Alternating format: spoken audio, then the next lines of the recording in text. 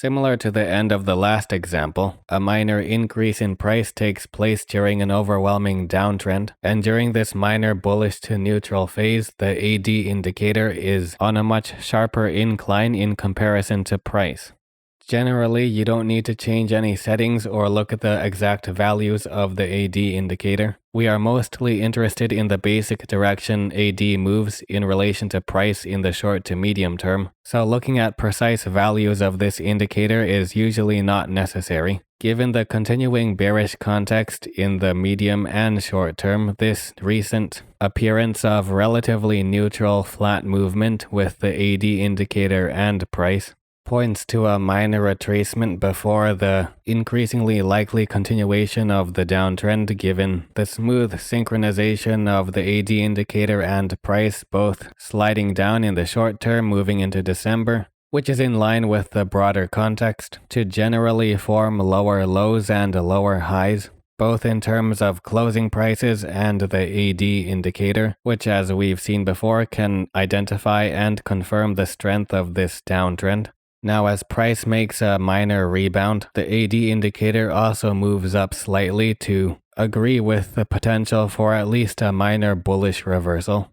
For extra confirmation towards a stronger upward reversal, we'd be looking for higher troughs and peaks for both price and the AD indicator.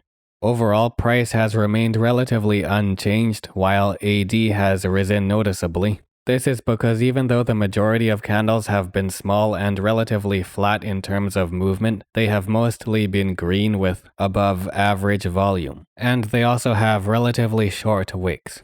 The AD indicator is pointing to accumulation with buyers entering the market and raising price slightly in the short term. This points to growing strength for the potential bullish reversal. For confirmation of a more decisive uptrend, we would be looking for the AD indicator to keep rising and for price to eventually catch up with a steeper incline, followed by the familiar characteristics towards a more developed uptrend with consecutively higher highs and higher lows.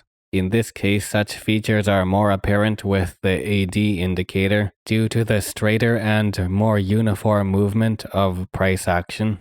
Here is another instance where there's flatter range-bound movement for both price and the AD indicator. But if we look in the short term and the broader context, we see some discrepancies where price is falling while the AD indicator continues the existing incline. Moving into March, this divergence gives way to a distinct reversal, which is eventually confirmed with price and AD moving in the same downward direction at the same time. And when there's a minor rebound shortly after, things begin to flatten out, but there's still a distinct downward slope. Though it's nowhere as strong as the overwhelming downtrend at the beginning of this example, it's a more gentle decline, better described as neutral to bearish movement, with the minor upswings lacking strength as seen by price being unable to close over previous highs, while AD does move over previous highs slightly, though it still does remain relatively flat at these previous highs in the broader context.